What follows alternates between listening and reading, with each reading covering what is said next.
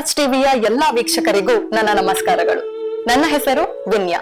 ಇಂದು ನಾವು ತೀರ್ಥಹಳ್ಳಿಯಿಂದ ಸ್ವಲ್ಪವೇ ದೂರದಲ್ಲಿರುವ ವನಚೇತನಕ್ಕೆ ಬಂದಿದ್ದೇವೆ.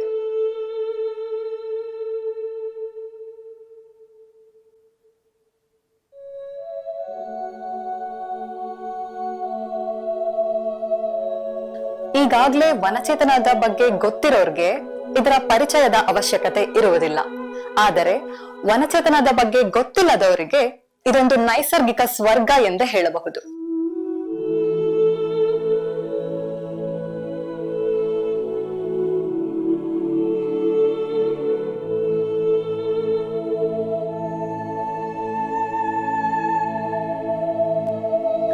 ಮನಸ್ಸಿಗೆ ನೆಮ್ಮದಿಯನ್ನು ನೀಡುವ ಹಾಗೂ ಒಂದಿಷ್ಟು ಹೊತ್ತಿಗಾದರೂ ದಿನನಿತ್ಯದ ಜಂಜಾಟಗಳಿಂದ ಮುಕ್ತಿ ನೀಡುವ ಈ ಕ್ರಿಯಾತ್ಮಕ ಪರಿಸರದ ಕರ್ತೃ ಶ್ರೀ ದೇವಿತೋ ನಾಗೇಶ್ ರವರು.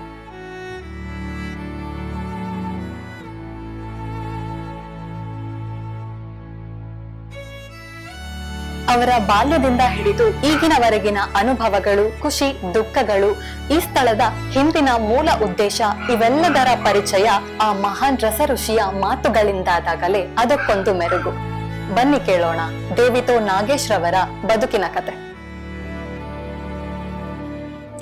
ನಾನೀಗ ನಮ್ಮ ತಂದೆಯವರು ಕಟ್ಟಿಸಿರುವ ಮನೆಯ ಮುಂಭಾಗದಲ್ಲಿ ಕೂತಿದ್ದೀನಿ. ನಾವು ಹುಟ್ಟುವಾಗ ಈ ಮನೇಲಿ ಹುಟ್ಟಿದ್ದಲ್ಲ, ಕೆಳಗಡೆ ಹುಲ್ಲಿನ ಗುಡಿಸಲೋದು, ಸಣ್ಣ ಮನೆ, ಹಳ್ಳಿ ಮನೆ. ಅಲ್ಲಿ ನಾನು 6ನೇ ಮಗುವಾಗಿ ಹುಟ್ಟುತ್ತೀನಿ. 4 ಜನ ಅಕ್ಕಂದರು, ಒಬ್ಬರು ಅಣ್ಣ, 2 ತಮ್ಮಂದರು, 8 ಜನ ಮಕ್ಕಳಲ್ಲಿ ನಾ 6ನೇವನು. 4 ಗಂಡು 4 ಹೆಣ್ಣು. ವಿಶೇಷ ನನ್ನ ಜನ್ಮಕ್ಕೆ ಒಂದು ಕಾರಣ ಹೇಳ್ತೀನಿ. ನಮ್ಮ ಮಹಾಭಾರತದಲ್ಲಿ ಒಂದೊಂದು ದೇವತೆಗಳ ಅನುಗ್ರಹದಿಂದ ಒಂದೊಂದು ಜನ್ಮ ಆಗಿದೆ ಅಂತೇಳಿ ನಾವು ಪಾಂಡವರದೆಲ್ಲ ನೋಡ್ತೀವಿ. ಹಾಗೆ ನನಗೆ ಹಾವು ಸರ್ಪದ ಅನುಗ್ರಹದಿಂದ ಆಗಿದೆ ಅಂತ ಗೊತ್ತಾಯ್ತು. ಹೇಗೆ ಅಂದ್ರೆ, ಹಳ್ಳಿ ಮನೇಲಿ ಹುಟ್ಟಿದಾಗ 6ನೇ ದಿನಕ್ಕೆ ಬಚ್ಚಲು ಮನೆ, ಅದು ಮಣ್ಣಿನ ಹರಬಿ ಬಚ್ಚಲು, ಅಲ್ಲಿ ಆ ಸಗಣಿ ಸಾರಿಸಿದ ದಿಂಡಿ ಇರುತ್ತೆ, ಅದ್ರ ಮೇಲೆ ಮಲಗಿದೆ ಒಂದು ಹಾವು. ಇವ್ರು ಹಾವನ್ನು ನೋಡಿದಾಗ ನಮ್ಮಲ್ಲಿ ಹಾವಿಗೆ ಕೈ ಮುಗಿದು ಹೇಳ್ತಾರೆ, ನೀನು ಹೊರಟೋಗು, ನಿನ್ನ ಹೆಸರನ್ನ ನಾನು ಮಗುವಿಗೆ ಇಡ್ತೀನಿ ಅಂತ ನಾಗೇಶ್ ಅಂತ ನಿಂಗೆ ಇಟ್ರು.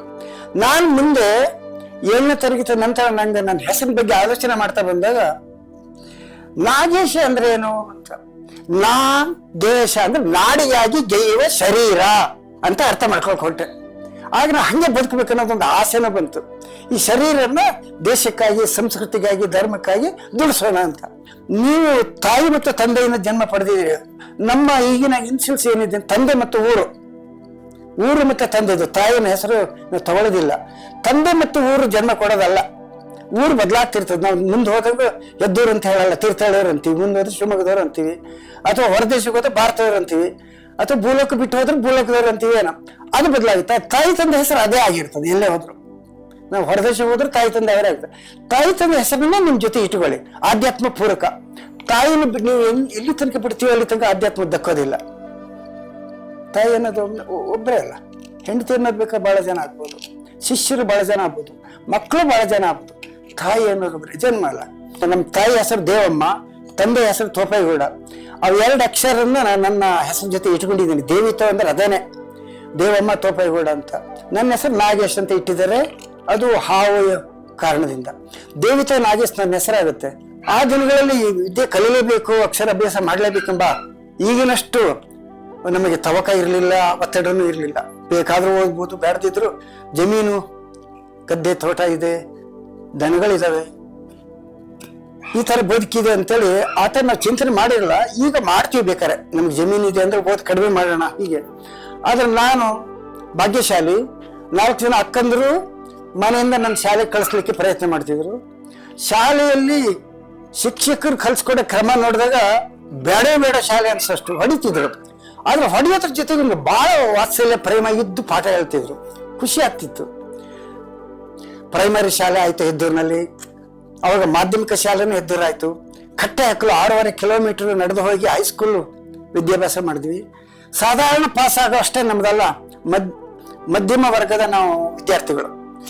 ಆಮೇಲೆ PU ಓದ್ಲಿಕ್ಕಾಗಿ ಭದ್ರಾವತಿಗೆ ಹೋದೆ. ಅಲ್ಲಿ ಮತ್ತೊಬ್ಬರ ಮನೆಯಲ್ಲಿ ನನಗೆ ಅನ್ನದಾನ ಇತ್ತು, ಅಲ್ಲಿ ಸಣ್ಣ ಕೆಲಸ ಮಾಡಿ ಊಟ ಮಾಡ್ತಿದ್ದೆ ಮತ್ತು ಶಾಲೆ ಕಲಿತಿದ್ದೆ. PUನೂ ಓದ್ದೆ. ಆಮೇಲೆ ಅದು 2 ವರ್ಷ PUC ಬಂದಿದ್ದಾರೆ ನಮ್ಮ ಬ್ಯಾಚಲ್ಲೇ. ಆಮೇಲೆ ನಾನು BSc ಸಹ್ಯಾದ್ರಿ ಕಾಲೇಜ್ ಶಿವಮೊಗ್ಗ ಬರಬೇಕಾಯ್ತು. ಅಲ್ಲಿ ಹಾಸ್ಟೆಲಲ್ಲಿ 1 ವರ್ಷ, ಹಾಸ್ಟೆಲ್ ಜೀವನದ ಆರ್ಭಟ ಬದುಕು ನಂಗೆ ಕಷ್ಟ ಆಯಿತು. ಆದರೂ 2 ವರ್ಷ BSc ಹೋದೆ. ನಂದು PCMB, ಗಣಿತ ಮತ್ತು ಕನ್ನಡ ನನ್ನ ಅತ್ಯಂತ ಆತ್ಮೀಯ ವಿಷಯಗಳು. ಅದರಲ್ಲಿ ನಾನು ಮುಂದುವರೆದೆ. 2 ವರ್ಷ, 2ನೇ ವರ್ಷದ BScಲಿ ಪರೀಕ್ಷೆ ತನಕ ಓದ್ದೆ, ಏಪ್ರಿಲ್ ತನಕ. ನನಗೆ ಪರೀಕ್ಷೆ ಬೇಡ, ಪ್ರಮಾಣ ಪತ್ರ ಬೇಡ, ನನಗೆ ಜ್ಞಾನ ವಿದ್ಯೆ ಅಷ್ಟೇ ಬೇಕು. ಆದ್ರಿಂದ ನಾನು ಕಾಲೇಜ್ ಬಿಟ್ಟು ಬಂದೆ. ಕಾಲೇಜ್ ಬಿಟ್ಟು ಬರುವಾಗ 3 ಬಿಡಬೇಕಾಯ್ತು. ಒಂದು, ಮೂರ್ತಿ ಪೂಜೆ ಅಂದ್ರೆ ಏನು ನಂಗೆ ಗೊತ್ತಾಗಿಲ್ಲ, ಗೊತ್ತಾಗೋ ತನಕ ನಾನು ಮಾಡೋದು ಅಗತ್ಯ ಇಲ್ಲ ಅಂತ ಒಂದು. ನಾನು ಮೂರ್ತಿ ಪೂಜೆ, ದೇವ್ರ ಪೂಜೆಯನ್ನೆಲ್ಲ ನಿಂದನೆ ಮಾಡಲ್ಲ, ನಾನು ಮಾಡೋದಿಲ್ಲ. ನಾನು ತಾಯಿ ತಂದೆ ನಮಸ್ಕಾರ ಮಾಡಿ ಇದುವರೆಗೆ ಬದುಕಿದ್ದೀನಿ. ಯಾವುದೇ ಅಪಘಾತ, ಆಕ್ಸಿಡೆಂಟ್ ಆಗಿಲ್ಲ. ರೋಗ ರುಜಿನ ಬಂದು ಆಸ್ಪತ್ರೆ ಮಲಗೋದು, ಇಂಜೆಕ್ಷನ್ ಮಾತ್ರ ನಂಬೋದು, ಕೊರೋನಾ ಕಾಲದ ಲಸಿಕೆ ಯಾವ ತವಣೆ ಇಲ್ಲ. 2ನೇದು, ಜಾತಿ ಅನ್ನೋದು ಎಲ್ಲೂ ಕಾಣಿಸಲ್ಲ ಮನುಷ್ಯರಲ್ಲಿ. ಗಂಡು ಹೆಣ್ಣೆಲ್ಲ ಗೊತ್ತಾಗುತ್ತೆ, ದೊಡ್ಡ ಸಣ್ಣ ಗೊತ್ತಾಗುತ್ತೆ, ಒಳ್ಳೆಯವರು ಕೆಟ್ಟ ನಡವಳಿಕೆ ಗೊತ್ತಾಗುತ್ತೆ. ಹಾಗಾದ್ರೆ ಜಾತಿ ಅನ್ನೋದಿಲ್ಲ, ನಾನು ಆಚರಿಸಬಾರ್ದು, ಯಾರನ್ನೂ ವಿಚಾರಿಸಬಾರ್ದು, ನಾನು ವಿಚಾರಿಸಬಾರ್ದು ಅಂತ ಇವತ್ತಿಗೂ ಅನುಸರಿಸ್ತಾ ಇದ್ದೀನಿ. ಕೆಲವೊಮ್ಮೆ ಕಷ್ಟ ಆಗುತ್ತೆ. ಜಾತೀಯತೆ, ಮೂರ್ತಿ ಪೂಜೆ, ಶಾಲಾ ಕಾಲೇಜ್ ಅಂದ್ರೆ ಪ್ರಮಾಣ ಪತ್ರ ಬಿಟ್ಟೆ. 3 ಬಿಟ್ಟು ಊರಿಗೆ ಬಂದಾಗ 3 ಬಿಟ್ಟವ ಏನಾಗಬೇಕು, ಊರಿಗೆ ದೊಡ್ಡ ಆಗ್ಬೇಕು. ಹಂಗಾಗಿ ಊರಿಗೆಲ್ಲ ನಾನು ಹರ್ಕಾಗಿ ಪ್ರಚಾರ ಆದೆ. ಹರಕು ಪ್ರಚಾರ ಅಂದ್ರೆ ತಲೆ ಕೆಟ್ಟಿದೆ, ಈತನಿಗೆ ಹುಚ್ಚಿಡಿದಿದೆ, ಮತಾಂತರ ಆಗ್ತಾನೆ, ಆತ್ಮಹತ್ಯೆ ಮಾಡ್ಕೋತಾನೆ, ದೇಶ ಬಿಟ್ಟು ಓಡ್ತಾನೆ, ಹೀಗೆ ಅನಿಸ್ತಾ ಬಂದ ಜನರಿಗೆ. ನನ್ನ ವಿಲಕ್ಷಣ ನಡವಳಿಕೆನ ಪ್ರಶ್ನೆ ಮಾಡಿ ನಮ್ಮ ಬಂಧುಗಳು ಇವರಿಗೆ ಟ್ರೀಟ್ಮೆಂಟ್, ನಮಗೆ ಆತಿಥ್ಯ ಕೊಡಬೇಕು, ಇವ್ರನ್ನ ತಯಾರು ಮಾಡಬೇಕು ಅಂತೇಳಿ ದೇವಾಲಯಕ್ಕೆ ಕರ್ಕೊಂಡು ಹೋಗ್ತಾರೆ, ಗಂಡ ಮಕ್ಕಳು ಅವ್ರ ಹತ್ರ ಕರ್ಕೊಂಡು ಹೋಗ್ತಾರೆ, ಆಮೇಲೆ ಡಾಕ್ಟರ್ ಹತ್ರ ಕರ್ಕೊಂಡು ಹೋಗ್ತಾರೆ. ಆದ್ರೆ ಕಾಯಿಲೆ ಬೇರೆ, ಜಿಜ್ಞತ್ವ ಬೇರೆ. ನಂಗೆ ಜಿಜ್ಞತ್ವದಿತ್ತು, ಏನು ತಿಳ್ಕೊಳ್ಳೋಣ ಜೀವನ ಅಂದ್ರೆ ಏನು, ಇದಕ್ಕೆ ಎಲ್ಲಿ ತಿಳ್ಕೊಳ್ಳೋಕೆ ಸಾಧ್ಯತೆ ಇದೆ ಅನ್ನೋಕ್ಕಾಗಿ. ಅದರ ಅರ್ಥ ನಂಗೆ ರೆಕ್ಕೆ ಪುಕ್ಕಗಳು ಬೇಕು, ನಾನು ದೇಶ ಎಲ್ಲ ನೋಡ್ಬೇಕು, ಇಷ್ಟೇ ನಂಗೆ ಅನಿಸಿದ್ದು. ಆವಾಗ ನಾವು ದೇಶವನ್ನು ನೋಡಿದವ್ರ ಕಥೆ ಎಲ್ಲ ಓದ್ತೀವಿ, ವಿವೇಕಾನಂದರದ್ದು, ಅವ್ರದ್ದು. ಆಗ ನಾನು ದೇಶ ನೋಡುವ ಆಸೆ ಬಂತು. ಈಗ ಕೋಶ ಓದೋದು ನಿಲ್ಸ್ಕೊಂಡೆ, ದೇಶ ನೋಡೋದು ವಿಷಯ ಬಂತು. ಹಾಗೆ ಹೊರಡಕ್ ಆಗೋದಿಲ್ಲ ಅಷ್ಟು ಸುಲಭಕ್ಕೆ. ದೇಶನ ನಾನು 5 ಸತಿ ಸುತ್ತಿದ್ದೀನಿ. ಆದ್ರೆ ಮೊದಲ ಬಾರಿ ನಾನು ಸುತ್ತಿರೋ ವಿಧಾನ ಹೇಗಿದೆ ಅಂದ್ರೆ, ಒಮ್ಮೆ ನಮ್ಮ ತಂದೆ ನಂಗೆ 100 ರೂಪಾಯಿ ಕೊಟ್ಟು ಏನು ಹೋಗ್ತೀನಿ ಅಂತೆಲ್ಲ ಹೋಗು ಅಂತ ಶಿವಮೊಗ್ಗದಲ್ಲಿ ಬಿಟ್ರು. ನಾನು ಶಿವಮೊಗ್ಗದಿಂದ ಹೋಗಿದ್ದು ಒಂದು ಕೆಂಪು ಬಸ್ ಹತ್ಕೊಂಡಿದ್ದೆ, ಅದು ಗೌರ್ಮೆಂಟ್ ಬಸ್ಸು. ಅದು ಬಳ್ಳಾರಿ ಹೋಗಿ ಇಳೀತದೆ. ಬಳ್ಳಾರಿ ಇಳಿದು ಮುಂದೆ ಎಲ್ಲಿ ಹೋಗೋದು ಗೊತ್ತಿಲ್ಲ. ಕೊನೆಗೆ ಅಲ್ಲೊಂದು ಟ್ರೈನ್ ಹತ್ಕೊಳ್ತೀನಿ, ಅದು ಮಂತ್ರಾಲಯ ಹೋಗುತ್ತೆ. ಮಂತ್ರಾಲಯದಲ್ಲಿ ಒಂದು ಸ್ವಲ್ಪ ದಿವಸ ಇರ್ತೀನಿ. ಹೀಗೆ 14 ದಿವಸದ ಒಂದು ಸಂಚಾರ ಆಗಿ ಬರ್ತೀನಿ. ಬರೀ 50 ಪೈಸೆ ಉಳ್ಕೊಳ್ತದೆ ಕೊನೆಯಲ್ಲಿ, 100 ದಿನದಲ್ಲಿ, 100 ರೂಪಾಯಿನಲ್ಲಿ. ವಾಪಸ್ ಬಂದಾಗ ಅಯ್ಯೋ ಮಗ ವಾಪಸ್ ಬಂದ 15 ದಿವಸ ಬದುಕಿದೆ ನನ್ನ ಸಂತೋಷ, ಅದೊಂದು ವಾತಾವರಣ ನಡೀತದೆ. ಈ ನಾನು ನನ್ನ ಭಾರತದ ನೋಡಬೇಕು, ಅಲ್ಲಿ ಎಷ್ಟು ನದಿಗಳ ವೈಭವ ಇದೆ, ಅಲ್ಲಿ ಗುಡ್ಡಗಾಡು ವೈಭವ ಏನು, ಅಲ್ಲಿ ಸಂಸ್ಕೃತಿ, ಜನಜೀವನ ಹೇಗೆ, ದೇವಾಲಯಗಳು ಇತ್ಯಾದಿ ಆರಾಧನಾ ಸ್ಥಳಗಳು ಹೇಗಿದ್ದಾವೆ, ಜನಜೀವನ, ವೇಷಭೂಷಣ ನಾನು ನೋಡ್ಬೇಕು. ದೇಶಕ್ಕೆ ಒಂದು ಪ್ರದಕ್ಷಿಣೆ ಮಾಡಿಬಿಟ್ರೆ, ದೇವಾಲಯ ಪ್ರದಕ್ಷಿಣೆಗಿಂತ ದೇಶಕ್ಕೆ ಒಂದು ಪ್ರದಕ್ಷಿಣೆ ಮಾಡಿದ್ರೆ ಎಲ್ಲ ದೇವಾಲಯದೊಳಗೆ ಬರ್ತದೆ. ಚರ್ಚು, ಮಸೀದಿ, ನಿಮ್ಮ ಗುರುದ್ವಾರಗಳು, ದೇವಸ್ಥಾನಗಳು ಬರ್ತವೆ. ಆಮೇಲೆ ಎಲ್ಲ ಸರ್ಕಾರಿ ಕಚೇರಿಗಳು ಬರ್ತವೆ, ಅನೇಕ ಕೋಟ್ಯಾಂತರ ಮನೆಗಳು ಬರ್ತವೆ. ಮನೋಮಯಂ ಇದೊಂದು ಜಗತ್ತು, ಮನಸ್ಸಿನ ನಿರ್ಮಾಣ ಆಗಿದೆ. ಎಲ್ಲ ಕಡೆ ಮನಸ್ಸೇ ಕೆಲಸ ಮಾಡ್ತಾ ಇದೆ. ಈಗ ನಾವು ಈ ಮಾತಾಡ್ತಾ ಇದ್ದಂದ್ರೆ ಮನಸ್ಸು ಆಧಾರ ಇದು. ಈ ಮನಸ್ಸಿನ ಈ ವಿಶ್ವದಲ್ಲಿ ಜಗತ್ತು ಅನ್ನೋದು ಸೂರ್ಯನ ವಲಯ, ಪ್ರಪಂಚ ಅನ್ನೋದು ಭೂವಲಯ. ಪ್ರಪಂಚ ಭೂವಲಯ, ಜಗತ್ತನ್ನೋದು ಸೂರ್ಯ ವಲಯ, ಅದರ ಆಚೆಗೆ ಕತ್ತಲು ಅದೆಲ್ಲ ವಿಶ್ವ. ಇದೆಲ್ಲ ಮನಸ್ಸಿನಿಂದ ನಾವು ಬರ್ತೀವಿ. ಹೀಗೆ ಇದು ಮನೋಲೋಕ. ನಮ್ಮೆಲ್ಲರೊಳಗೆ ಒಳ ಮನಸ್ಸು ಒಂದೇನೆ, ಹೊರ ಮನಸ್ಸು ಬೇರೆ ಬೇರೆ. ಈ ಒಳ ಮನಸ್ಸಿನ ಆಧಾರದಲ್ಲಿ ನಾನು ದೇಶ ನೋಡಬೇಕಾಯ್ತು. ಯಾವ ದೇವರ ಆಧಾರ, ಪ್ರಸಾದ ಇಟ್ಕೊಳ್ಳಿಲ್ಲ, ಆಹಾರ ಇಟ್ಕೊಳ್ಳಿಲ್ಲ, ಹೋಗುವಾಗ ಚಪ್ಪಲಿನ ತೊಡ್ಲಿಲ್ಲ, ಹಣನೂ ಇಟ್ಕೊಳ್ಳಿಲ್ಲ. ಖಾಲಿ ಕೈ ಖಾಲಿ ಕಾಯ, ಬರಿಗಾಲು ಬರಿಗೈ. ಆಗುತ್ತಾ ನಮ್ಮ ದೇಶ ನೋಡ್ಲಿಕ್ಕೆ? ಹಾಗಾಗಿ ನಾನು ಕರ್ನಾಟಕದಿಂದ ಗೋವಾ, ಮಹಾರಾಷ್ಟ್ರ, ಗುಜರಾತ್, ರಾಜಸ್ಥಾನ್, ಡೆಲ್ಲಿ, ಹರಿಯಾಣ, ಪಂಜಾಬ್, ಜಮ್ಮು, ಅಲ್ಲಿಂದ ಪಠಾನ್ಕೋಟ್, ವೈಷ್ಣೋದೇವಿ ತನಕ ಹೋಗಿ ಮತ್ತೆ ಹಿಮಾಚಲ ಪ್ರದೇಶ, ಅವಾಗಿನ ಉತ್ತರಾಖಂಡ ಆಗಿರ್ಲಿಲ್ಲ. 1982ರಲ್ಲಿ ಹೊರಡ್ತೀನಿ, ಮೇ 29ರಂದು. ಹಿಮಾಚಲ ಪ್ರದೇಶದಿಂದ ಉತ್ತರ ಪ್ರದೇಶ ಬರ್ತೀವಿ. ಉತ್ತರ ಪ್ರದೇಶ ತುಂಬಾ ಗಂಗಾ ನದಿ ತೀರ ಅಂದ್ರೆ ತುಂಬಾ ಯಾತ್ರಾ ಸ್ಥಳಗಳು, ತುಂಬಾ ಬ್ಯುಸಿ ಇರ್ತದೆ. ವ್ಯಾವಹಾರಿಕವೂ ಬಹಳ ಸಂಭ್ರಮ ಉತ್ತರ ಭಾರತದಲ್ಲಿ ನದಿ ತೀರಗಳಲ್ಲಿ ಕೂಡ. ಅಲ್ಲಿಂದ ಉತ್ತರ ಪ್ರದೇಶದಿಂದ ಬಿಹಾರ ಹೋಗ್ತೀನಿ, ಬಿಹಾರದಿಂದ ಪಶ್ಚಿಮ ಬಂಗಾಳ ಬರ್ತೀನಿ, ಅಸ್ಸಾಂ ಕಡೆ ಹಂಗೆ ಉಳಿಸ್ಕೊಂಡೆ. ಅದು ಕಷ್ಟದಲ್ಲಿ ಹೋಗಿ ಕಷ್ಟದಲ್ಲಿ ಬರಬೇಕು, ಹೆಚ್ಚು ಸಮಯ ಬೇಕು. ಪಶ್ಚಿಮ ಬಂಗಾಳದಿಂದ ಒರಿಸ್ಸಾ ಬರ್ತೀನಿ, ಒರಿಸ್ಸಾದಿಂದ ಆಂಧ್ರ ತಮಿಳುನಾಡು, ಪಾಂಡಿಚೇರಿ, ಕನ್ಯಾಕುಮಾರಿ ಹೋಗಿ ಕೇರಳ ಮಾರ್ಗ ಮಂಗಳೂರಲ್ಲಿ ಪ್ರವೇಶ ಆಗ್ತೀನಿ. ಕರ್ನಾಟಕದ ಕಾರವಾರದಿಂದ ಹೊರಗೆ ಹೊರಟು ದಕ್ಷಿಣದ ಮಂಗಳೂರಿನಲ್ಲಿ ಪ್ರವೇಶ ಆಗ್ತೀನಿ. ಇದಕ್ಕೆ 2 ವರ್ಷ ತಗೊಳುತ್ತೆ, ಹೆಚ್ಚು ಕಡಿಮೆ ಅಂದ್ರೆ 700 ದಿನ ಅಥವಾ 23 ತಿಂಗಳೇ ಆಗುತ್ತೆ. 2 ವರ್ಷ ಕಾಲ ₹1 ಹಣ ಬಳಸದಾನೆ, ₹1 ಚಾಕ್ಲೇಟ್ ತಿನ್ನದಾನೆ 700 ದಿನದಲ್ಲಿ, ಚಪ್ಪಲಿನ ತೊಡೆದಾನೆ, ಯಾರೆಂಬೂ ಹಣ ತಗೊಳ್ದಾನೆ, ಹೋಟ್ಲಲ್ಲಿ ತಿನ್ನದಾನೆ ಬದುಕಿದ್ದೀನಿ. ಎಲ್ಲಿ ಧರ್ಮ ಇಲ್ಲ ನಾ ಸತ್ತು ಹೋಗ್ಬೇಕು, ಇದು ನನ್ನ ಸಂಕಲ್ಪ. ಪ್ರಾರಂಭದಲ್ಲಿ ನಾನು ಬದುಕಿ ಬರ್ಲಿಕ್ಕಾಗಿ ಹೋಗಿದ್ದಲ್ಲ, ದೇವ್ರನ್ನ ನೋಡಕ್ಕಾಗಿ ವಿಶ್ವಕ್ಕೆ ಆಕಾಶಕ್ಕೆ ಹಾರ್ಲಿಕ್ಕೆ ಬರಲ್ಲ. ಯಾವ ಪ್ರದೇಶದಲ್ಲಿ ಏನ್ ಚಟುವಟಿಕೆ ನಡೀತದೆ, ನಿಸರ್ಗ ಹೇಗೆ ಏನನ್ನು ಹೇಳುತ್ತೆ, ಈ ಆಧಾರದಲ್ಲಿ ಥ್ರೂ ನೇಚರ್ ನಾವು ದೇವರನ್ನ ನೋಡಬಹುದು. ಅದನ್ನ ಹೊರಗಡೆ ನೋಡಕ್ ಹೋದ್ರೆ ಬ್ರಹ್ಮಾಂಡ ದೊಡ್ಡದು, ಬ್ರಹ್ಮ ಅಂದ್ರೆ ಬೃಹತ್ತದ್ದು, ಪಿಂಡಾಂಡ ಚಿಕ್ಕದು ಅಂತ. ಇದು ಆತ್ಮ, ಅದು ಪರಮಾತ್ಮ, ಪರಮಾತ್ಮ ದೊಡ್ಡದು, ಅನ್ನ ಪರಮಾನ್ನ. ಈ ತರದಲ್ಲಿ ಆತ್ಮ ಪರಮಾತ್ಮನ ಕನೆಕ್ಟ್ ಆಗೋದು, ಪಿಂಡಾಂಡ ಬ್ರಹ್ಮಾಂಡ ಜೊತೆ ಒಂದಿರೋದು. ಬಲೂನಿನ ಒಳಗಿನ ಗಾಳಿ, ಜಗತ್ತಿನ ಒಳಗಿನ ಗಾಳಿ ಒಂದೇನೆ. ಆ ಬಲೂನ್ ಅನ್ನ ಹೊರವಲಯನ ಚುಚ್ಚಿದರೆ 2 ಒಂದೇ. ಲೋಟದ ಒಳಗಿನ ನೀರು, ಸಮುದ್ರದ ನೀರು ಒಂದೇ. ಲೋಟದ ಒಳಗಿನ ಸಮುದ್ರ ಅನ್ನಲ್ಲ ನೀರು, ಲೋಟ ಅನ್ನೋದೇ ಶರೀರ. ಆ ಶರೀರ ಅಂದ್ರೆ ಈ ಶರೀರ ತೆಗೆದ್ರೆ ಒಳಗಡೆ ತತ್ವ ಹೊರಗಡೆ ತತ್ವ ಒಂದೇ. ಈ ಆಧಾರದಲ್ಲಿ ದೇಶ ನೋಡ್ತಾ ಹೋಗ್ತೀನಿ. ಹಣ ಇದ್ರೆ ಒಂದು ಅರ್ಥದಲ್ಲಿ ಬದುಕಿ ಬರ್ಬೋದು, ಬಂಧು ಬಳಗ ಸಂಘ ಸಂಸ್ಥೆ ಸಂಪರ್ಕ ಇದ್ರೆ ಬದುಕಬಹುದು, ಪ್ರಮಾಣ ಪತ್ರ ಇದ್ರೆ. ಏನು ಇಲ್ಲದೆ ಬದುಕಂದ್ರೆ ಸಾಯಲಿಕ್ಕೆ ರೆಡಿಯಾಗಿ ಹೋಗಿ. ನೀವು ನಿಸರ್ಗದ ಜೊತೆಗೆ ಸಂಪರ್ಕ ಎಷ್ಟೆಷ್ಟು ಬೆಳೆಸ್ತೀವೋ ಅಷ್ಟಷ್ಟು ಬಲವಂತರಾಗಿ ನಾವು ಬದುಕಬಹುದು, ಧೈರ್ಯಶಾಲಿಯಾಗಿ ಬದುಕಬಹುದು. ಇದು ನಾನು ಕೇದಾರ್ನಾಥಲ್ಲಿ ಒಮ್ಮೆ ಹೋದಾಗ ಅಲ್ಲೊಬ್ಬ ಗುಹೆಯಲ್ಲೊಬ್ಬ ಸಾಧು ಇರ್ತಾರೆ, ಅವ್ರನ್ನ ಪರಿಚಯ ಮಾಡ್ಕೊಳ್ತೀನಿ. ಕೇದಾರನಾಥ್ ದೇವಾಲಯ 1000 ಅಡಿ ಎತ್ತರ. ಅವರು ಅಲ್ಲಿ ಮರಗಿಡಗಳು ಯಾವುದಿಲ್ಲ, ಬರೀ ಹಿಮಾಲಯ, ಬೆಳ್ಳಿ ಬೆಟ್ಟ, ಆಕಾಶ, ಮೋಡ. ಅವ್ರ ಸಂಪರ್ಕ ಮಾಡಿದಾಗ ನಾನು ಪರಿಚಯ ಕೇಳಿದ್ರೆ ಹೀಗೆ ಹೇಳಿದೆ, ಏನು ಅಂದ್ರೆ ದೇಶ ನೋಡ್ಕೊಂಡು ತಿಳ್ಕೊಳಕ್ ಹೋಗಿದ್ದೀನಿ, ನಂಗೆ ಆತ್ಮಜ್ಞಾನದ ವಿಷಯ ಬೇಕು ಎಲ್ಲ ಹೇಳ್ತಿರ್ತಾರೆ. ಆದ್ರಿಂದ ಆತ್ಮಜ್ಞಾನ ಸಿಗ್ಲಿಕ್ಕೆ ಏನ್ ಮಾಡ್ಬೇಕು, ಬ್ರಹ್ಮ ಋಷಿ ವಸಿಷ್ಠ ತರ, ಬ್ರಹ್ಮ ಋಷಿ ತರ ಮರಗಿಡದ ಜೊತೆಗೆ, ಮೋಡದ ಜೊತೆಗೆ, ಪ್ರಾಣಿ ಪಕ್ಷಿ ಜೊತೆ ಮಾತಾಡೋ ಅಂತ ಒಂದು ಭಾಷೆ ಇದೆಯಾ, ನಾವು ಈ ಲೋಕದ ಅಲ್ಲಿ ಜನ್ಮ ಇತ್ತು ಅಂತ ಕೇಳಿದೆ. ಸಾಧ್ಯ ಇದೆ ಅಂತಾರೆ ಅವರು. ನಾನು ಹೇಳಿದೆ, ಇಷ್ಟು ದೇವತೆ ಹೆಸರಲ್ಲಿ ನೀವು ಸಂಘ ಸಂಸ್ಥೆ ಕಟ್ಟಿದ್ದಾರ, ಸಂಖ್ಯೆ ಹೆಚ್ಚಿಸಲಿಕ್ಕೆ ದೀಕ್ಷೆ ಕೊಟ್ಟರೆ ನಾವು ತಗೊಳಕಿಲ್ಲ. ಅಲ್ಲೇ ಉಳ್ಕೊಂಡಿದ್ದೆ ಅವ್ರು ಕೊಟ್ಟಿರ್ದಲ್ಲೇ. ಮರು ದಿವಸ ಅವರು ಬ್ರಹ್ಮ ದೀಕ್ಷೆ ಕೊಡ್ತೀನಿ ನಿಮಗೆ ಅಂತ. ಆತ ನನಗೆ ಈ ದೀಕ್ಷೆ ಕೊಡ್ಲಿಕ್ಕಾಗಿ ಜೀವಂತಿದ್ರೇನೋ ಗೊತ್ತಿಲ್ಲ. ಅವಾಗ ನಾನು ಅವರಿಗೆ ಒಂದು ಘೋಷಣೆ ಮಾಡಿದೆ. ಅವ್ರೊಂದು ದೊಡ್ಡ ಬಂಡಲ್ ಕೂತಿದ್ರು, ನಾನು ಚಿಕ್ಕ ಬಂಡಲ್ ಕೂತ್ಕೊಂಡೆ. ಗುರುಗಳ ಎತ್ತರ ಇರಬೇಕಲ್ಲ ನೋಡಿ ಹೇಳಿದೆ, ನೀವು ಯಾವ್ದಾದ್ರು ಕೃಷ್ಣನ ಹೆಸರಲ್ಲೋ ಶಿವನ ಹೆಸರಲ್ಲೋ ಆ ದೇವರ ಹೆಸರು ಈ ದೀಕ್ಷೆ ಕೊಟ್ಟರೆ ನಾವು ತಗೊಳಕಿಲ್ಲ. ನನಗೆ ಇಡೀ ಬ್ರಹ್ಮಾಂಡದ ಗುಟ್ಟು ಗೊತ್ತಾಗಬೇಕು ಅಂತದೊಂದಿದ್ರೆ ಹೇಳಿ. ಹೇಳ್ತೀವಿ. ಪಾಪ ದೀಕ್ಷೆ ಕೊಟ್ಟರು, ಅವ್ರಿಗೆ ಗೊತ್ತಿರೋ ಮಟ್ಟದಲ್ಲಿ ಸಂತೋಷ ಆಯ್ತು. ಗುರುದಕ್ಷಿಣೆ ಏನ್ ಕೊಡ್ತೀರಿ ಅಂದ್ರು. ನಾನು ಬರಿಗೆಯಲ್ಲಿ ಬಂದವನು ಸಾಷ್ಟಾಂಗ ನಮಸ್ಕಾರ ಮಾಡ್ತೀನಿ, ನಿಮ್ಮ ಶರೀರನ ಒಡೆದು ಬಿಡ್ತೀನಿ ಅಂದೆ.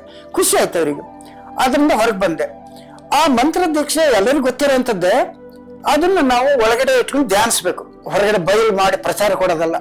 ಇವರೇ ನಮ್ ಗುರು ಅಂತ ಹೇಳೋದು, ಇವರೇ ನಮ್ ದೇವರು ಅಂತ ಹೇಳೋದು ಬಹಿರಂಗ ಹೇಳೋ ಹಕ್ಕಿಲ್ಲ. ಅದು ಒಳಗಡೆ ನಮ್ಮ ದೇವರನ್ನ ಹೊರಗಡೆ ಪ್ರಕಟಿಸಬಾರ್ದು, ನಮ್ಮ ಗುರುವನ್ನ ಹೊರಗಡೆ ಪ್ರಚಾರಗೊಳಿಸಬಾರ್ದು.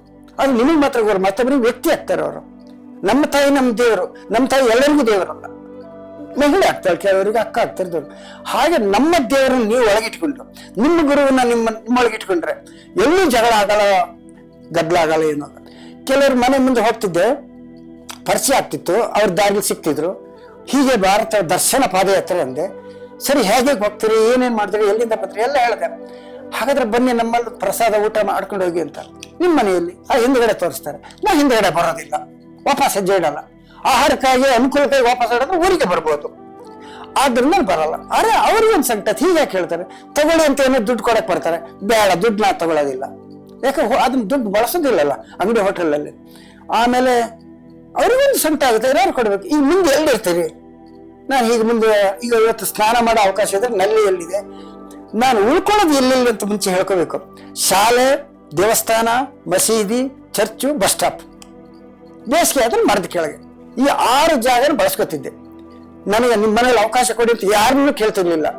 ಕೇಳ್ಬೇಕಾದ್ರೆ ಬಹಳ ಅದಕ್ಕೆ ಆಧಾರ ಬೇಕು, ಅವ್ರು ನಮ್ಮವ್ರು ಆಗ್ಬೇಕು, ಮಾತುಕತೆ ಆಗಿ ನಾನು ಯಾರಂತ ಅವ್ರಿಗೆ ಪರಿಚಯ ಆಗ್ಬೇಕು. ನೇರ ಆಶ್ರಯ ಕೇಳಿದ್ರೆ ಕೊಡುವಂತ ಕಾಲ ಅಲ್ಲ ಅದು. 82-84 ಮಧ್ಯ, 1982-84 ಇಸ್ವಿಯಲ್ಲಿ. ಆಗ ನನಗೂ ಗೊತ್ತಿತ್ತು, ಕಷ್ಟವನ್ನು ಇಷ್ಟಪಟ್ಟರೆ ಅದು ಗುರು ಆಗುತ್ತೆ ನಿಮಗೆ. ಕಷ್ಟಕ್ಕೆ ಹೆದರಿದ್ರೆ ಶತ್ರು ಆಗುತ್ತೆ. ಕಷ್ಟವನ್ನು ಇಷ್ಟಪಡಿ, ಅದು ನಿಮಗೆ ಗುರು.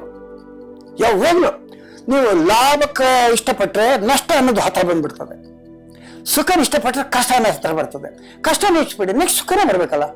ನೀವು ಕತ್ತಲನ್ನು ಬಯಸ್ತಾನೆ ಹೋಗಿ ಬೆಳಕು ಬರ್ಲಿಕ್ಕೆ ಆವರಿಸ್ತಾನೆ ಇರ್ತದೆ. ಯಾಕಂದ್ರೆ ಸೂರ್ಯ ಸಂಚಾರ ಇದೆಯಲ್ಲ, ನಿಸರ್ಗದಲ್ಲಿ ಚಲನೆ ಇದೆ. ಆದ್ದರಿಂದ ಅಂಜುವ ಅವಕಾಶವೇ ಇಲ್ಲ. ಭಯವೇ ಸಾವಿನ ಪ್ರತಿನಿಧಿ. ನೀವು ಭಯ ಬಂದ್ರೆ ನೀರಿಗೆ ಹೆದರ್ತೀರಾ, ಹಾವಿಗೆ ಹೆದರ್ತೀರಾ, ನಷ್ಟಕ್ಕೆ ಹೆದರ್ತೀರಾ, ಕಷ್ಟಕ್ಕೆ ಹೆದರ್ತೀರಾ, ನೀವು ಸಾವು ಹತ್ರ ಬರ್ತದೆ. ಆಯಸ್ಸು ಉಸಿರಾಟ ಹೆಚ್ಚಿಗೆ ಆದಾಗ ಆಯಸ್ಸು ಕಡಿಮೆ ಆಗುತ್ತೆ.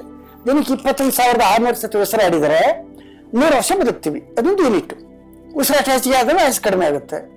ನೀವು ಉಸಿರಾಟ ದೀರ್ಘ ಮಾಡ್ತಾರೆ, ದೀರ್ಘ ಉಸಿರಾಟ ಪ್ರಾಣಾಯಾಮ ಅಂತಾರೆ. ಪ್ರಾಣ ಅಂದ್ರೆ ಗಾಳಿ, ನಮ್ಮ ಶರೀರದೊಳಗಿನ ಗಾಳಿ ಪ್ರಾಣ ಅಂತೀವಿ. ಆಗ ದೀರ್ಘ ಉಸಿರಾಡಿದ್ರೆ ನಿಧಾನ ಹೇಳ್ಕೊಳ್ಳೋದು ಪೂರಕ ಅಂತಾರೆ, ಹಾಗೆ ಇಟ್ಕೊಳ್ಳೋದು ಕುಂಭಕ ಅಂತಾರೆ, ನಿಧಾನ ಬಿಡೋದು ರೇಚಕ. ಶುದ್ಧ ಗಾಳಿ ವೈದ್ಯನನ್ನ ಬಡವನನ್ನಾಗಿಸುತ್ತದೆ ಅಂತ ಒಂದು ಮಾತಿದೆ. ಹೆಚ್ಚು ಮಲಗುವುದೆಂದ್ರೆ ಕಡಿಮೆ ಬದುಕಿದಂತೆ ಅಂತ ಒಂದು ನೀತಿ ಇದೆ. ನಮ್ಗೊಂದು ಗುರುಗಳ ವಾಕ್ಯ ಏನಿದೆ ಅಂದ್ರೆ, ಮೈಗೆ ಇದ್ರೆ ಸತ್ತಂಗೆ, ಏನ್ ನಡೆದಿದ್ದು ಗೊತ್ತಿರಲ್ಲ. ಕುಳಿತ ಇದ್ರೆ ರೋಗ, ಕುಳಿತವ್ರಿಗೆಲ್ಲ ರೋಗ ಬರ್ತದೆ. ಯಾಕಂದ್ರೆ ಶರೀರ ಕೂತ್ಕೊಳ್ಳೋಕೆ ಬಂದಿರಲ್ಲ. ಈಗ ನೀವು ಕಾಯಿಲೆ ಏನಾಯ್ತು, ಕೂತೇ ಇರೋದು ಅಲ್ಲಿ ಇಲ್ಲಿ ಅಂತ. ಆಸ್ಪತ್ರೆಲಿ ಕೂತೇ ಇರ್ಬೇಕು. ಯಾರು ಕುರ್ಚಿಲಿ ಕೂತೇ ಬದುಕ್ತಾರೆ ಅವ್ರಿಗೆ ಕಾಯಿಲೆ ಸೊಂಟ ನೋವೆಲ್ಲ ಬಂದ್ಬಿಡ್ತದೆ, ಗಂಟು ನೋವು. ನಿಂತಿದ್ರೆ ಶಿಕ್ಷೆ. ಈಗ ನಾವು ಬಾಡಿ ಗಾರ್ಡು, ವಾಚ್ಮನ್ ಹಂಗಂಗೆ ಎತ್ತಾರಲ್ಲ, ಅವ್ರಿಗೆ ಅದು ಶಿಕ್ಷೆ. ಸಂಬಳ ಸಿಗುತ್ತೆ ಪಾಪ, ಸೊಂಟ ನೋವು ಗಂಟು ನೋವು ಬರ್ತದೆ. ನಡೀತಾ ಇದ್ರೆ ಬದುಕು, ಮಲಗಿ ಇದ್ರೆ ಸಾವು, ಕುಳಿತ ಇದ್ರೆ ರೋಗ, ನಿಂತ ಇದ್ರೆ ಶಿಕ್ಷೆ, ನಡೀತಾ ಇದ್ರೆ ಬದುಕು. ನಡೀತಾ ಇರ್ಬೇಕು. ನಾವು ವಿಶ್ರಾಂತಿ ಅಂತ ಶರೀರಕ್ಕೆ ತಗೊಳಕ್ ಹೋಗ್ತೀವಿ, ಆದ್ರೆ ಹೃದಯ ವಿಶ್ರಾಂತಿ ತಗೊಳಲ್ಲ, ರಕ್ತ ಸಂಚಾರ ವಿಶ್ರಾಂತಿ ತಗೊಳಲ್ಲ, ಕಿಡ್ನಿ ವಿಶ್ರಾಂತಿ ತಗೊಳಲ್ಲ. ನಾವೆಂತ ವಿಶ್ರಾಂತಿ ತಗೊಳ್ಳೋದು? ವಿಶ್ರಾಂತಿ ಅಲ್ಲ, ಚೇಂಜ್ ಆಫ್ ವರ್ಕ್, ಬದಲಾವಣೆ, ಚಟುವಟಿಕೆ ಬದಲಾವಣೆ ಮಾಡೋದೇ ವಿಶ್ರಾಂತಿ. ಚಟುವಟಿಕೆ ಬದಲಾಯಿಸ್ಬೇಕು. ನೀವು ಭಾರಿ ಸಾಹಸ ಕೆಲಸ ಮಾಡಿದ್ರೆ ಓದೋದು ಇಟ್ಕೊಳ್ಳಿ. ಪುಸ್ತಕ ಯಾವತ್ತೂ ಒಂದು ಪುಟದಲ್ಲಿ ಒಂದು ಹಾಳೆ ಇಟ್ಟು ಇಷ್ಟು ಓದಿದ್ದೀನಿ ಅಂತ. ನಿತ್ಯ ಪುಸ್ತಕ 2-3 ಪುಟ ಓದ್ಬೇಕು. ಯಾವ್ದಾದ್ರು ಪುಸ್ತಕ ವಂಚನೆ ಮಾಡೋದಿಲ್ಲ. ಬೇಕಾದ್ರೆ ಸ್ನೇಹಿತರು ವಂಚನೆ ಮಾಡ್ಯಾರು ಅಂದ್ರೆ ಹಿತವಿಚಿತ್ರ ಅಂತ ಆಗ್ಬೋದು. ಪುಸ್ತಕ ವಂಚನೆ ಮಾಡಲ್ಲ. ಆಯ್ಕೆ ನೀವುದು ಯಾವ ತರ ಪುಸ್ತಕ ಆಯ್ಕೆ ಮಾಡ್ಬೇಕು ಅಂತ.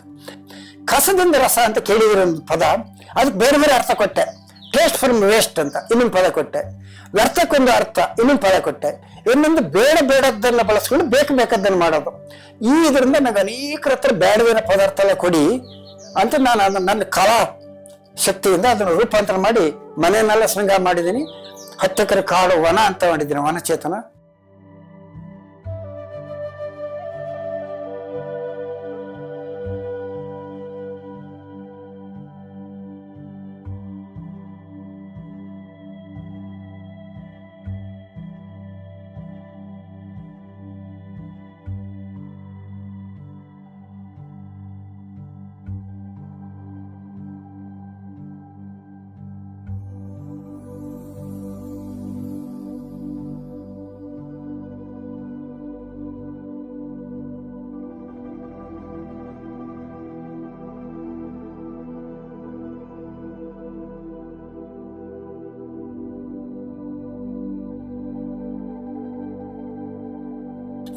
ಇದು ನಾನು ಕಲಾವಿದನಾಗಿ ಮಾಡಿರೋ ಕೆಲವು ಇದು ಏನು ಮಣ್ಣಿನ ಕ್ಲೇ ವರ್ಕು, ಅದು ಮರದ ಕೆತ್ತನೆ, ತಂದೆ ಚಿತ್ರ, ಇದು ಭಾರತದ ತಂದೆ ಚಿತ್ರ. ಇದೆಲ್ಲ ಪೇಂಟಿಂಗ್ಸ್ ನಾನೇ ಮಾಡಿರ್ತೀನಿ ಸುಮಾರು ಒಂದು 35-40 ವರ್ಷ ಹಿಂದಿಂದು.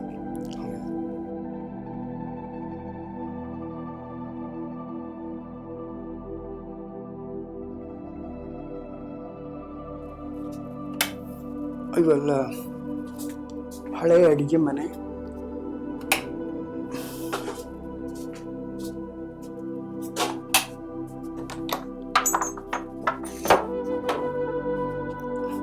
ಇದ್ಯಾವುದೋ ಹಳೇ ದೇವಾಲಯದ ಒಂದು ಬಾಗಿಲು, ಹಲಸಿನ ಮರದ. ಇದೊಂದು 400 ವರ್ಷ ಆಗಿರ್ಬೋದೇನು, ಕೊನೇರಿಪುರ ಅಂತ. ಅದು ಹಂಗೆ ತಂದು ಇಟ್ಕೊಂಡು. ಇದು ಪಣತ. ಇದು ದನಗಳಿಗೆ ಎಮ್ಮೆಗೆಲ್ಲ ಕಟ್ತಾರೆ, ಇದಕ್ಕೊಂದು ದಾರ ಬಿಟ್ಟಿರ್ತಾರೆ, ಹೊಡಿತದೆ. ಅವೆಲ್ಲ ಹೋದ್ರು. ಇದು ನಂದೇ ರಚನೆ. ಕುಂದಾದ್ರಿ ಬೆಟ್ಟವನ್ನು ನೆನ್ಪು ಮಾಡ್ಕೊಂಡು ಮಾಡಿದ್ದು. 87ನೇ ಇಸ್ವಿ. ನೀವ್ಯಾರು ಹುಟ್ಟಿರ್ಲಿಲ್ಲ. 87 ಹುಟ್ಟಿದ್ರಾ? ಆಮೇಲೆ ಇದು ನಾನು ನಂದೇ ಮಂತ್ರ ರಚನೆ. ಇದು ಸಾರಿಸಿ ಏನಂದ್ರೆ ತಕಾರ ವಿಶೇಷತೆ, ಇದರಲ್ಲಿ ಬಕಾರ ವಿಶೇಷತೆ, ಇದರಲ್ಲಿ ಪ್ರತಿಯೊಂದಕ್ಕೂ ಒತ್ತಕ್ಷರ. ಮೂರನ್ನು ಧ್ಯಾನಿಸಿದ್ದೀನಿ ನಾನು. ದೇವ್ರ ಧ್ಯಾನ ಮಾಡಿಲ್ಲ. ಸ್ವಸ್ಥ ಇರ್ಬಾರ್ದು, ಒಳ್ಳೇದಾಗ್ಲಿ ಅಂತ. ಸ್ವಸ್ಥ ಸಂತತ ತತ ತತ್ವಾತ್ಮ ಚಿಚ್ಚೇತನ, ದೇವ್ರನ್ನ ಈ ತರ ತತ್ವ, ಆತ್ಮ, ಚಿತ್ತ, ಚೇತನ ಅಂತೀವಿ. ಸಭಾ ಸೌರಭ ಪ್ರಭಾ ಪ್ರತಿಭಾನನಾದ. ಸಭಾ ಅಂದ್ರೆ ಸಮಾಜ. ಸಮಾಜದಲ್ಲಿ ಏನೇ ಚಿಂತನ ಮಂಥನ ಇವೆಲ್ಲವೂ ಒಳ್ಳೆಯದಾಗಿರ್ಲಿ, ನಾದ ಆಗಿರ್ಲಿ. ಶ್ರೀ ವ್ಯಕ್ತಿತ್ವ ಶಕ್ತಿ ಉತ್ಪತ್ತಿ ವೃತ್ತಿ ಸೂಕ್ತಿ. ಶ್ರೀ ವ್ಯಕ್ತಿತ್ವ ಅಂದ್ರೆ ಸಮೃದ್ಧಿ ವ್ಯಕ್ತಿತ್ವ ಆಗ್ಬೇಕು. ಅದು ಏನಂದ್ರೆ ಉತ್ಪತ್ತಿ ಅಂದ್ರೆ ಶಬ್ದದಿಂದ, ಮನಸ್ಸಿನಿಂದ. ವೃತ್ತಿ ಅಂದ್ರೆ ಶರೀರದಿಂದ. ಸೂಕ್ತಿ ಅಂದ್ರೆ ವಾಣಿಯಿಂದ. ಕಾಯ ವಾಚ ಮನಸ್ಸ ಪೂರ್ಣತಮ ವ್ಯಕ್ತಿತ್ವ ಬರಬೇಕಂತ, ಶ್ರೀ ವ್ಯಕ್ತಿತ್ವ ಆಗ್ಬೇಕಂತ ಧ್ಯಾನಿಸ್ತೆ. 13 ಅಕ್ಷರ. ವಿಶ್ವಾಮಿತ್ರ ಮಾಡಿದ್ದು ಅದನ್ನೇ. ಯಾವುದು? ಓಂ ಭೂರ್ ಭುವ ಸ್ವ ಗಾಯತ್ರಿ ಮಂತ್ರ. ವಿಶ್ವಾಮಿತ್ರ ಸೃಷ್ಟಿ. ಅವನು ಕ್ಷತ್ರಿಯ, ಮಂತ್ರ ತುಷ್ಟಾರಬೇಕು. ಮಂತ್ರ ಅಂದ್ರೆ ಮನಸ್ಸಿಗೆ ಸಂಬಂಧಪಟ್ಟ ತಂತ್ರಗಾರಿಕೆ. ಅದು ಜಗತ್ತನ್ನು ತಿಳ್ಕೊಳ್ಳೋಕೆ ಮಂತ್ರದಿಂದ ಮಾತ್ರ ಸಾಧ್ಯ ಆಗುತ್ತೆ, ಅನ್ನದಿಂದ ಆಗಲ್ಲ. ಅನ್ನ ಎಲ್ಲ ಸಪೋರ್ಟ್ ಮಾಡ್ತದೆ. ಅದಕ್ಕೆ ಮನಸ್ಸಿಗೆ ಸಂಬಂಧಪಟ್ಟಿದ್ದು ಏನೇನು ಚಟುವಟಿಕೆ ಮಾಡ್ತೀರಿ. ಮನೋಮೂಲ ಇದಂ ಜಗತ್ ಅಂತ. ಜಗತ್ ಸೃಷ್ಟಿಯಾಗಿದೆ ಮನಸ್ಸಿನ ಮೂಲದಿಂದ. ಮನಸ್ಸು ಸೃಷ್ಟಿಯಾಗಿದೆ ಅನ್ನದಿಂದ. ಯಥಾ ಅನ್ನ ತಥೋ Mann. As the food so the mind, as the mind so the man ಅಂತ ಇದೆ. ಅದಕ್ಕಾಗಿ ದೈವ ಭಾವ ಇದ್ದವರ ಆತ್ಮಗಳು ಹುಟ್ಟೋದೇ ಭಾರತದಲ್ಲಿ. ಇದಕ್ಕೆ ದೇವಭೂಮಿ ಅಂತ ಯಾಕೆ ಕರಿತೀವಿ ಅಂದ್ರೆ, ಭಾರತ ಚಂಚಲ ಆಗಲ್ಲ. ಬೇರೆ ಖಂಡಗಳು ಚಂಚಲ ಆಗ್ತವೆ. ಚಲಿಸಿ ಬೇರೆ ಬೇರೆ ಕನೆಕ್ಟ್ ಆಗ್ತವೆ. ಇಂಡೋನೇಷ್ಯಾ ವಗೇರ ವಗೇರ, ಆಸ್ಟ್ರೇಲಿಯಾ, ನೆಕ್ಸ್ಟ್ ನ್ಯೂಜಿಲೆಂಡ್ ಸೇರ್ಕೊಂಡು ಹಂಗೆ ಹೋಗ್ತವೆ. ದಕ್ಷಿಣ ಆಫ್ರಿಕಾ, ಈಗ ಆಫ್ರಿಕಾ ಭಾಗ ಆಗ್ತಾ ಇದೆ. ಅದು ಯಾಕೆ ಅಂದ್ರೆ ಅದಕ್ಕೆ ನೆಲೆ ಇಲ್ಲ. ನೀರು ತುಂಬಿದಾಗ ಮಣ್ಣಿನ ದ್ವೀಪ ಏನಾಗುತ್ತೆ, ಚಲಿಸ್ತದೆ, ಓರೆ ಆಗುತ್ತೆ. ಭಾರತ ಹಂಗಾಗೋದೇ ಇಲ್ಲ. ಅದ್ಯಾಕೆ ಅಂದ್ರೆ ಉತ್ತರದಲ್ಲಿ ಹಿಮಾಲಯ ಇದೆ, ದೊಡ್ಡದೊಂದು ಗೋಡೆ. ಅದಕ್ಕೆ ಭಾರತ ಮಣ್ಣೆಲ್ಲ ಅಂಟ್ಕೊಂಡಿದೆ. ಸಮುದ್ರದಿಂದ 3 ಕಡೆಯಿಂದ ಸಮುದ್ರ, ಒಂದು ಕಡೆ ಹಿಮಾಲಯ. 2 ದೊಡ್ಡವೇ. ಹಿಮಾಲಯವೂ ದೊಡ್ಡದೆ, ಸಮುದ್ರ ದೊಡ್ಡದೆ. ಹಿಮ ಕರಗಿದಾಗ ಸಮುದ್ರ ಉಕ್ತದೆ, ಭೂಮಿ ಮುಳುಗ್ತದೆ. ಆದ್ರೂ ಹಿಮಾಲಯ ಹೋಗ್ತದೆ ಭೂಮಿ ಭಾಗ. ಮತ್ತೆ ಅವೆಲ್ಲ ಇಳಿತದೆ ಎಷ್ಟೋ ಕೋಟಿ ವರ್ಷದ ನಂತರ. ಆಗ ಜಲಚರ ಮಾತ್ರ ಇರ್ತವೆ, ಮೀನು ತರ. ಆ ಜೀವಿಗಳ ಮನುಷ್ಯರಾಗ್ತಾರೆ. ಅದರಲ್ಲಿ ಸಪ್ತ ವಿಷಯಗಳಂದ್ರೆ ಮನುಷ್ಯ ರೂಪದ್ದೇ ಜೀವಿಗಳು ಮೀನಿನ ಆಶ್ರಯದಲ್ಲಿ ಬದುಕ್ತವೆ. ಅದಕ್ಕೆ ಮತ್ಸ್ಯಾವತಾರದಲ್ಲಿ ಶಬ್ದಕ್ಕೆ ಮಾಧ್ಯಮ ಬೇಕು, ಬೆಳಕಿಗೆ ಬೇಡ, ಬೇಕು ಹೋಗ್ತದೆ. ಅದಕ್ಕೆ ಜ್ಞಾನಕ್ಕೆ ಹೋಗಿ ಜ್ಞಾನ, ಅದಕ್ಕೆ ಮಾಧ್ಯಮ ಇಲ್ಲದೆ ಹೋಗ್ತದೆ. ಶಬ್ದಕ್ಕೆ ಹೋಗಿ ಮಾಧ್ಯಮ ಬೇಕು, ಗಾಳಿಯ ಮತ್ತೊಂದು ವಸ್ತು ಬೇಕು, ಶಬ್ದ. ಇದೆಲ್ಲ ಗಮನಿಸಿದಾಗ ಋಷಿ ಮುನಿಗಳು ಮನೋಲೋಕಕ್ಕೆ ಹೋದ್ರು.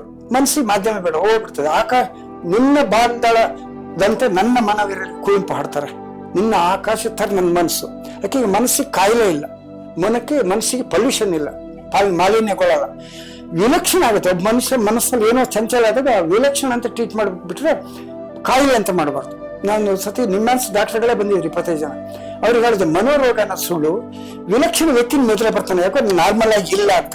ಕಾಯಿಲೆ ಅಂತ ಗುಣಿಸ್ಬಿಡಿ, ಒಂದು ಸಮಸ್ಯೆ ಅರ್ಥ ಮಾಡ್ಕೊಳ್ಳಿ. ನನ್ನ ಮಾತನ್ನ ಆಲೋಚನೆ ಇಲ್ಲ, ಆಲೋಚನೆಗಳ ಅನ್ನೋನೇ ಚಂಚಲ ಆಗೋದು.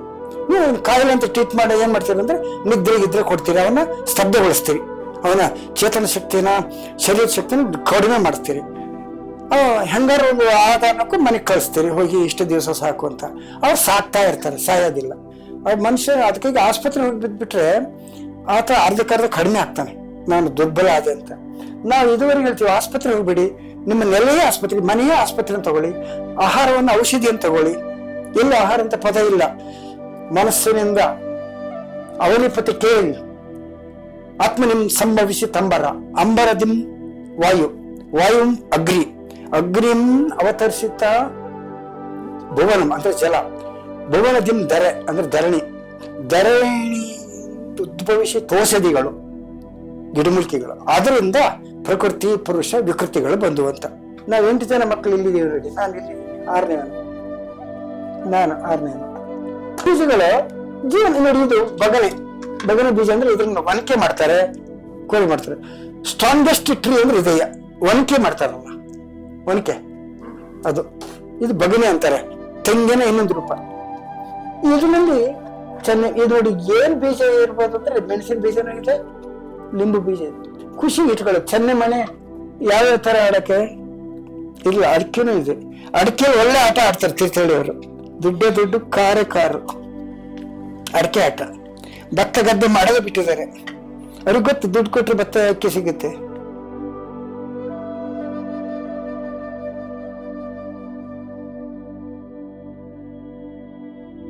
ನೋಡಿ, ಇದು ಗಂಗಾ ಜಲ, ಪ್ಯೂರೆಸ್ಟ್ ಗಂಗಾ.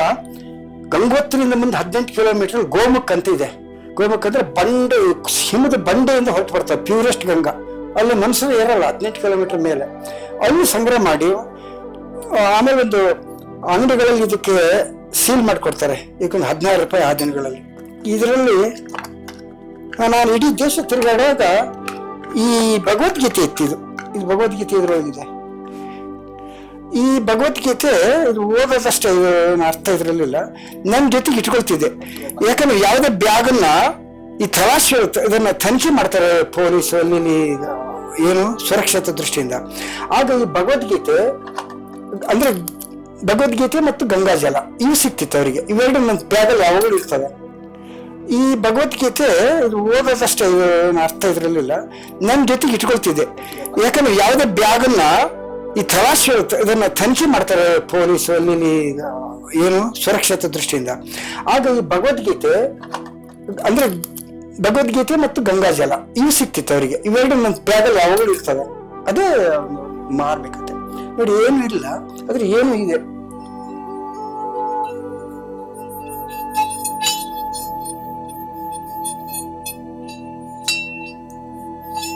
ಎಲ್ಲಿಂದ ಬರ್ತಿದೆ ಈಗ? ಶಬ್ದಂ ಬ್ರಹ್ಮ, ಶಬ್ದ ನಾಶ ಆಗೋದಿಲ್ಲ. ಅದು ಗಾಳಿ ಮುಖಾಂತರ ಬರ್ತಾ ಇರ್ತದೆ. ನಮಗೆ ಮಾಧ್ಯಮ ಬೇಕು ಗಾಳಿಗೆ.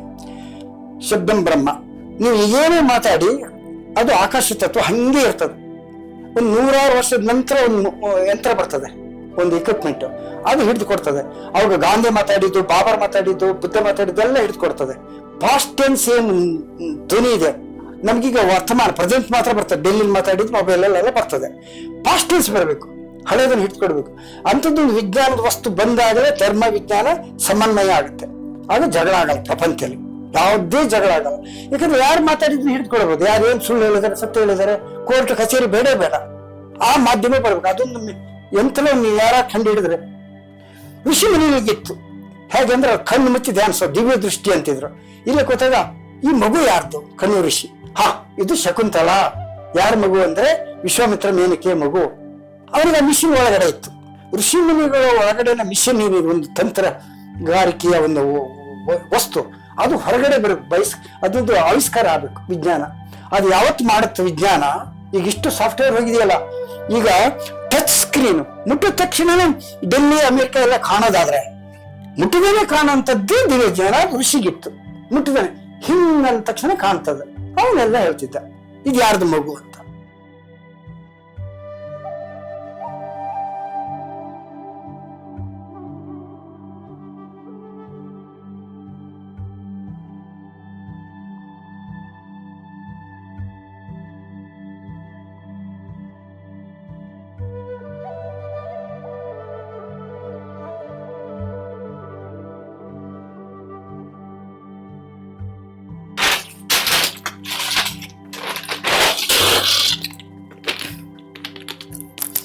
ಗಣಪೆ ಬೀಜ ಇದು ಮೆಡಿಸಿನ್, ಔಷಧೀಯ ಗುಣ ಇದರಲ್ಲಿ. ಕುತ್ಕೊಂಡ್ರೆ ಸುಖ. ಇದ್ರ ಬಣ್ಣ ಅಷ್ಟು ಚಂದ, ಕಾಫಿ ಕಲರ್. ಇದ್ರೊಳಗೆ ಔಷಧೀಯ ಗುಣ ಇರೋ ಒಂದು ಬೀಜ ಇದೆ. ಬಾಣಂತಿಯವರಿಗೆ, ಕುರು ಹಾಕಿದ ಗೋವುಗಳಿಗೆಲ್ಲ ಕೊಡ್ತಾರೆ. ಇದು ಬೇಡ ಅಂತ ಕಸ ತೊಟ್ಟಿ ಹಾಕಿದ್ದಾರೆ. ತಗೋಬೋದು ಬಿದ್ರಿಂದ ಹಬೀಬ್. ಈಗ ಇದ್ರಲ್ಲಿ ಆನೆ ನಿಸರ್ಗ ಇದೆಯಾ? ಹೌದಾ? ಈಗ ನಾನೇನ್ ಮಾಡ್ಬೇಕಂತಂದ್ರೆ ಇದನ್ನ ಬಣ್ಣ ಹಚ್ಚಿ ಸುಸ್ವಾಗತಂ ಈಚೆಲೆ ವಂದನಾರ್ಪಣೆ ಅಂತ ಕಾರ್ಯಕ್ರಮ ಆಗ ನಿಮ್ಮೆಲ್ಲರಿಗೂ ಮಾತಿನ ಕಥೆ ಇಲ್ಲ. ಸುಸ್ವಾಗತಂ ಕಾರ್ಯಕ್ರಮ ಮುಗೀತು. ನೆಕ್ಸ್ಟ್ ನಿಮ್ಮೆಲ್ಲರಿಗೂ ಹೃತ್ಪೂರ್ವಕ ವಂದನೆಗಳು. ಮಾತೇ ಬೇಡ, ಯಾರಿಗೂ ಬೇಡ ಸ್ವಾಗತ ವಂದನೆ. ನಂಗೆ ಗೊತ್ತು, ಅದಕ್ಕೆ ಭಾಷಣನೂ ಬೇಡ ಯಾರಿಗೂ.